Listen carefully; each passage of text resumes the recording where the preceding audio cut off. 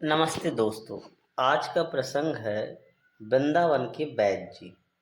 वृंदावन शहर में एक वैद्य थे जो गांव में रहते थे, जिनका मकान भी बहुत पुराना था।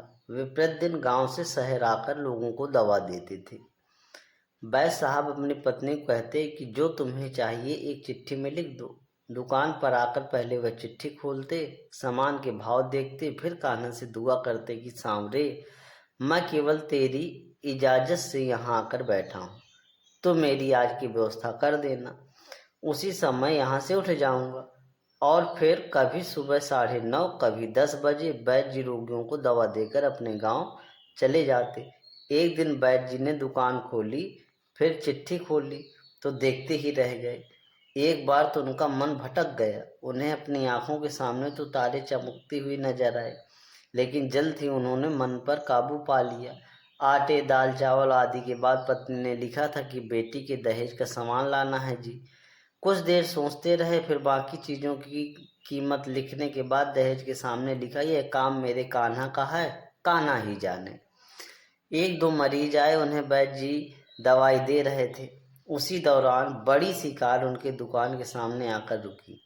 दोनों मरीज दवाई लेकर चले गए। वह साहब कार से बाहर निकले और राधे राधे कर कर बेंच पर बैठ गए।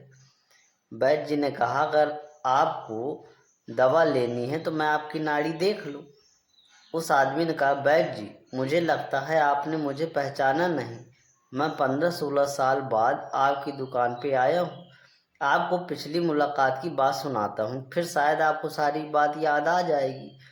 वैद्य जी, मैं 5-6 साल से इंग्लैंड में रहता हूँ। इंग्लैंड जाने से पहले मेरी शादी हो गई थी, लेकिन अब तक बच्चा नहीं हुआ था। यहाँ भी मेरा इलाज किया और इंग्लैंड में भी करवाया, लेकिन हमारी किस्मत में शायद बच्चा नहीं था। आपने कहा, मेरे भाई, अपने भगवान से निराश न हो। याद रखो, उसके खजाने में किसी चीज़ की कोई कमी नहीं है। औलाद, माल, धन दौलत और खुशी गमी जीवन में तो सब उसी के हाथ में। किसी वैद्य के हाथ में कुछ नहीं। अगर औलाद होनी है तो मेरे सांवरे के आशीर्वाद से होगी। औलाद देनी है तो उसी ने देनी है। मुझे याद है आप बातें करते जा रहे थे और साथ साथ पुड़िया भी बना रहे थे। फिर आपने मुझसे पूछा, तुम्हारा नाम क्या है? मैंने बताया था कि मेरा नाम सतीश है। आपने एक लिफाफे पर कान्हा, दूसरे पर राधा लिख दिया। फिर दवा लेने का तरीका बताया, लेकिन जब मैंने पूछा कितने पैसे, आपने कहा बस ठीक है। मैंने जोर डाला तो आपने कहा आज का खाता बंद हो गया। मैंने कहा मुझे आपकी बात समझ नहीं आई। आपने बताया कि भाई, आज के घर खर्च के लिए जितनी रकम वैद्य ने कान्हा जी से मांगी थी वह सांवरे ने उनको दे दी है। अधिक पैसे वे नहीं ले सकते। मैं बहुत हैरान हुआ और शर्मिंदा भी हुआ कि मेरे कितने घटिया विचार थे। यह वैद्य कितना महान व्यक्ति है।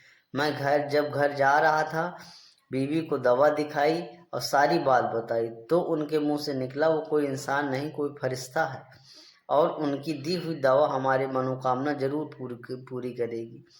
वैद्य जी, आज मेरे घर में 3 बच्चे हैं। हम पति पत्नी हर समय आपके लिए दुआएं करते हैं। जब भी वृंदावन में छुट्टी में आया, कार इधर रोकी, लेकिन दुकान को बंद पाया।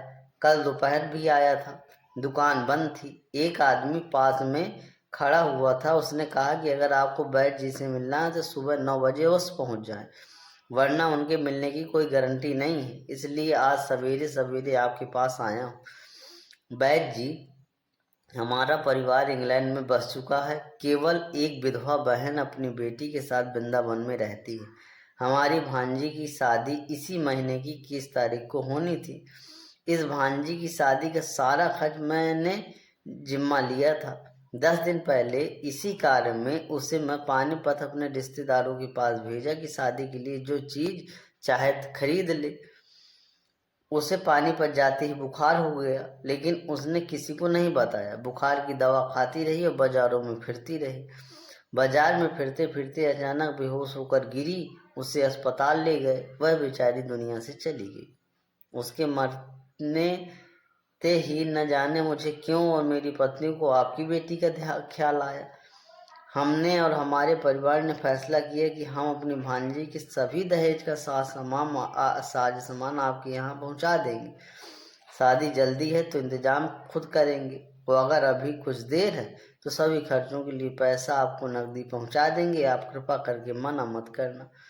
अगर घर दिखा दें ताकि सारा सामान वहाँ पहुँचाया जा सके। वैद्य जी हैरान परेशान हुए, बोले सतीश जी, आप जो कुछ कह रहे हैं मुझे समझ में नहीं आ रहा। मेरा इतना मन नहीं है।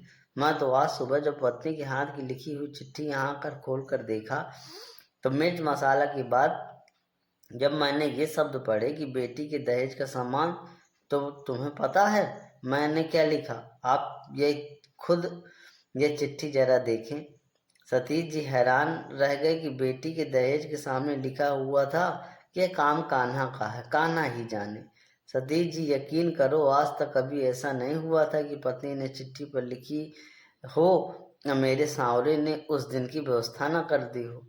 आपकी भांजी का मौत का मुझे सदमा है, अफसोस है, लेकिन मैं सांवरे की कुदरत से हैरान हूँ कि वे कैसे अपने काम दिखाता है। वैद्य जी ने कहा, जब से होश संभाला है मैंने बस एक ही पाठ पढ़ा है, शुक्र है मेरे सांवरे तेरा शुक्र है। जय श्री राधे। अगर कहानी पसंद आए तो प्लीज़ लाइक एवं सब्सक्राइब जरूर करें। मिलते हैं एक नए प्रेरक